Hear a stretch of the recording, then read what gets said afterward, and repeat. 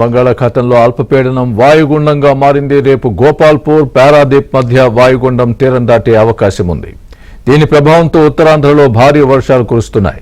విశాఖ, విజయనగరం, శ్రీకాకుళం జిల్లాల్లో కుండపోత వానలు బీభత్సం సృష్టించాయి. వాయుగుండం ప్రభావంతో వారం రోజుల పాటు ఉత్తరాంధ్ర, కోస్తా ప్రాంతాల్లో భారీ వర్షాలు కురుస్తాయని వాతావరణ శాఖ తెలిపింది.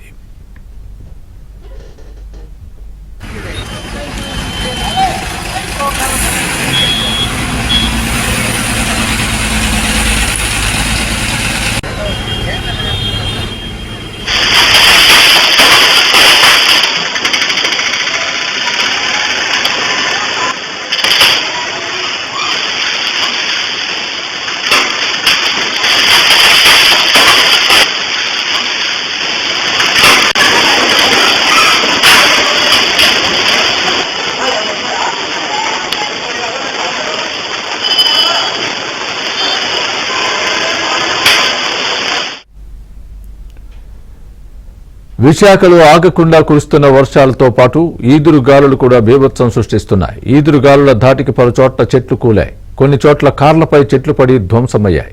జీవీఎంసీ ప్రధాన కార్యాలయం ఎదురుగా ఆడి కారుపై ఒక్కసారిగా చెట్టు కూలిపోయింది. గురుద్వార్ రోడ్లో కూడా ఓ కారుపై చెట్టు విరిగి పడింది.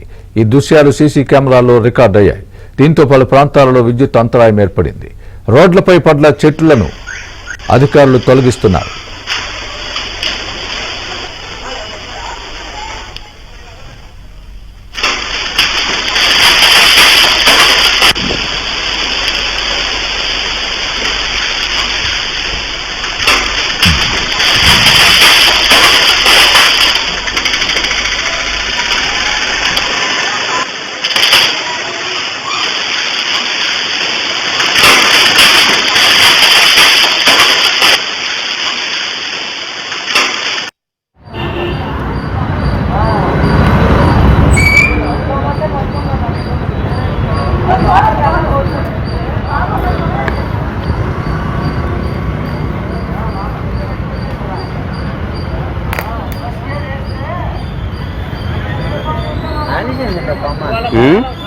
ఆ కొమ్మ అనిచింది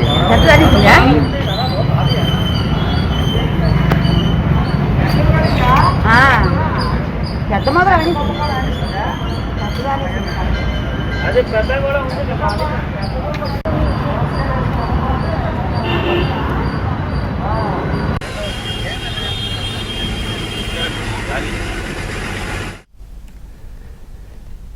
విశాఖలో ఆగకుండా కురుస్తున్న వర్షాలతో పాటు ఈదురు గాలులు బీభత్సం సృష్టిస్తున్నాయి.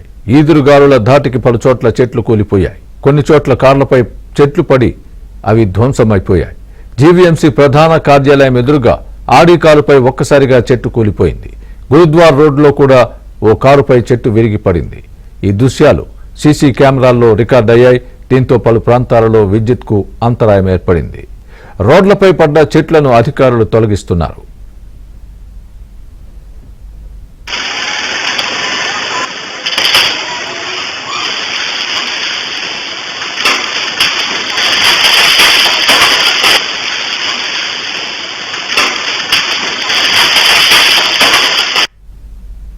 విశాఖలో ఈదురుగాలులు బీభత్సం. ఒకవైపు కార్ల మీద చెట్లు పడిపోవడం వర్ష బీభత్సం సృష్టిస్తోంది. దీనికి సంబంధించి పూర్తి అప్డేట్ మా ప్రతినిధి రామకృష్ణ చెప్తారు. రామకృష్ణ, ప్రస్తుతం విశాఖపట్నంలో వర్షాలు ఏ విధంగా ఉన్నాయి? మీ దగ్గర ఉన్న పూర్తి అప్డేట్ ఏంటి? వెదర్ ఏ విధంగా ఉండబోతోంది రేపు కానీ ఈరోజు సాయంత్రం కానీ? స్వామి, బంగాళాఖాతంలోని వాయుగుండం ఏర్పడింది. ఇది తీవ్ర వాయుగుండంగా రూపాంతరం చెందింది. ఈ ఉత్తర వాయువు దిశగా ప్రస్తుతం ఇది ప్రయాణిస్తుంది. గంటకు 17 కిలోమీటర్ల వేగంతో ప్రయాణిస్తుంది. ఈ సమయంలోని ఉత్తర కోస్తాలోని బలమైన ఈదురుగాలులు కూడా వీసాయి. గంటకు 40 నుంచి 60 కిలోమీటర్ల వరకు కూడా వేగంతో గాలులు వీయడంతో నగరంలోని పలు చోట్ల కూడాను భారీ వృక్షాలన్నీ కూడా నేల కొరిగాయి. మనం చూడొచ్చు, విశాఖపట్నంలోని ప్రెసిడెంట్ ఆర్కే బీచ్ సమీపంలో ఉన్న పోర్ట్ గెస్ట్ హౌస్ దగ్గర ఉన్నాం. ఇక్కడ భారీ వృక్షం ఒకటి కూకటి వేళ్లతో కూడాను కూలిపోయింది. ఇది రహదారికి అడ్డుగా పడింది. మొత్తం రహదారినంతా ఈ చెట్టు అంతా బ్లాక్ చేశారు.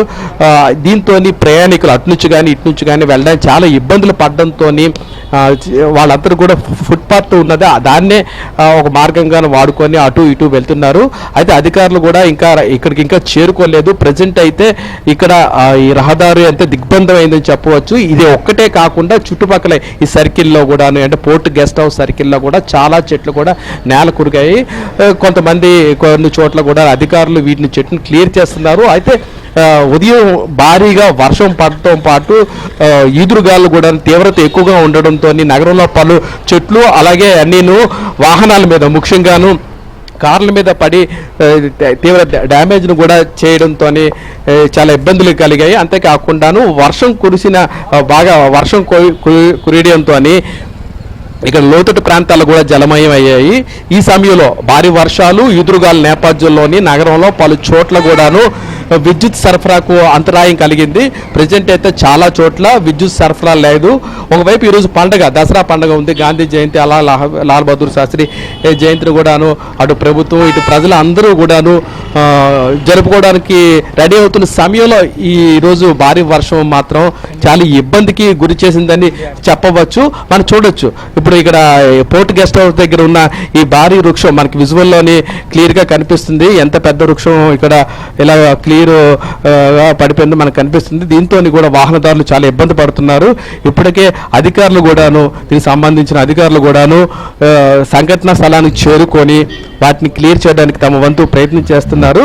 అలాగే చెట్లను కూడా కొట్టి ఎక్కడైతే పడిపోయి వాటిని క్లియర్ చేయడానికి కూడాను అన్ని చర్యలు కూడా తీసుకుంటారు.